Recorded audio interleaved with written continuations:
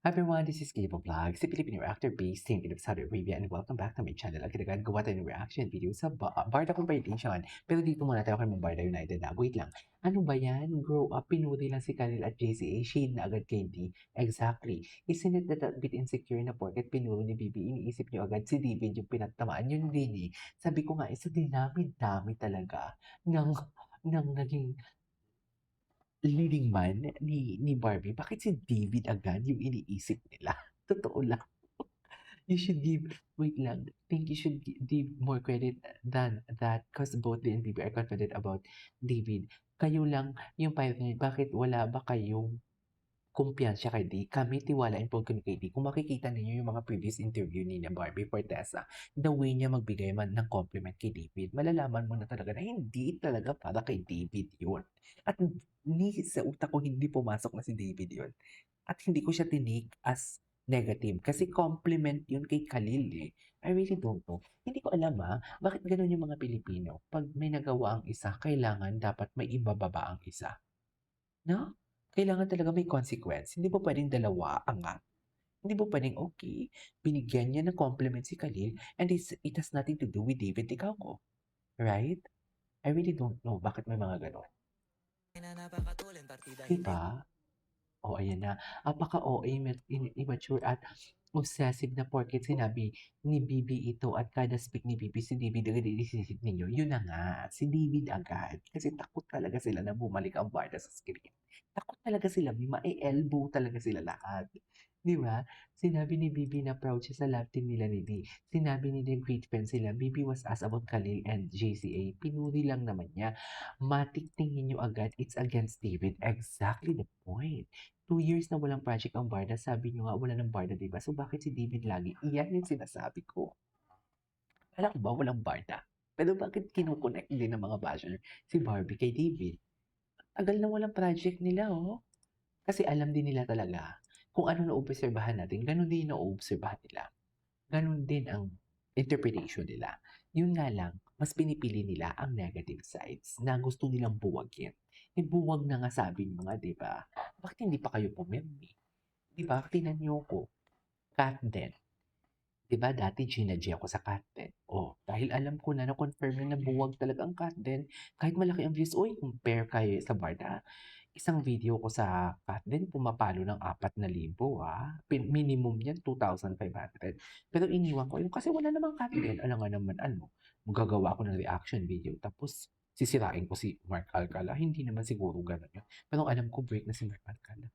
Kasi Catherine. Ang alam ko lang Barbie is a smart, tough girl. Kaya mo yan i-defend sarili niya using with Regal's help. I think international collaboration. Bibi is very... Tsaka alam mo, yung pagkakasabi ni Barbie doon, sa huli interview, whether she was asked as a Barbie Fortesa or Cherry, ang pinaportray niya talaga is Cherry. Ibang persona talagang pinaportray niya. Kaya medyo tough siya talaga doon. Medyo vocal. Alam mo yon? Totoo lang, medyo vulgar. Kaya, I don't know.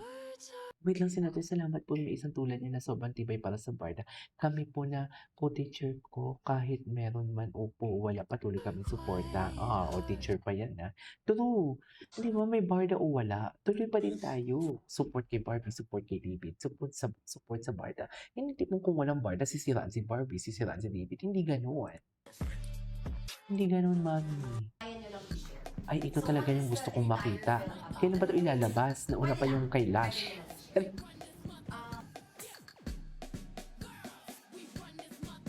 Nauna pa ata yung kay Lash talaga.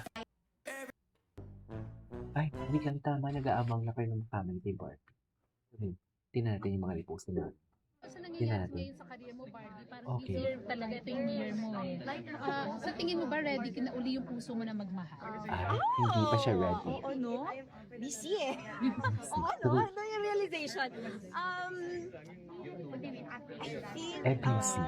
Saan dalahin? masyado kong, masyado Ano? akong nasanay na mahalin yung sarili ko lang. Na parang hindi ko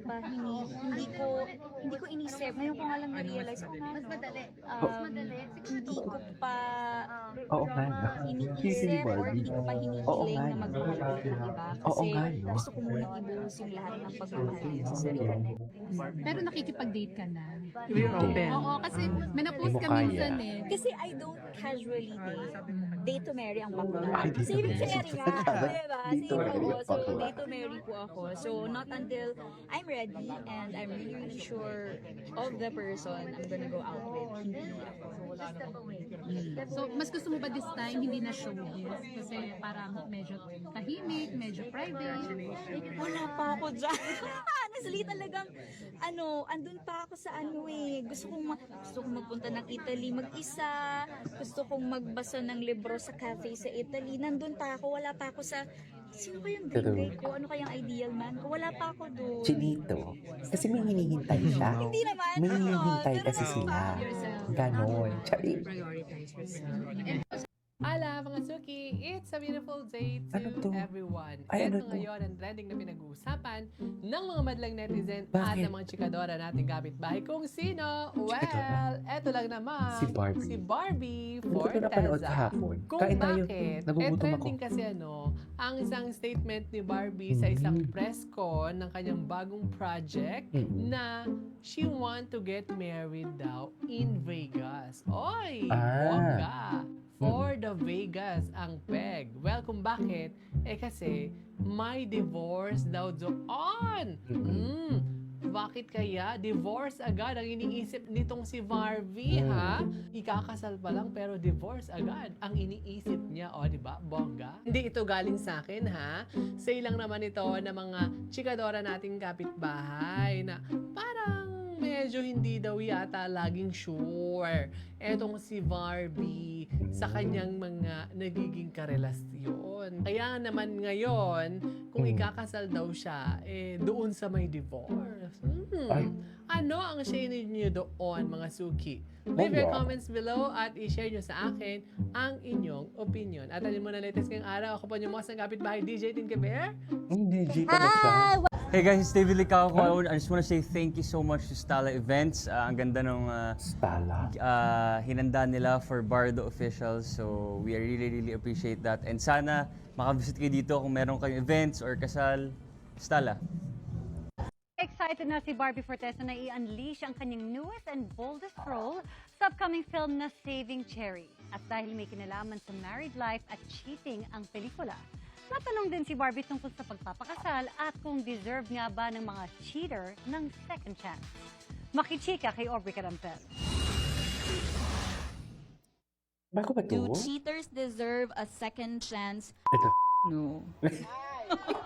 Thank you. Di ba?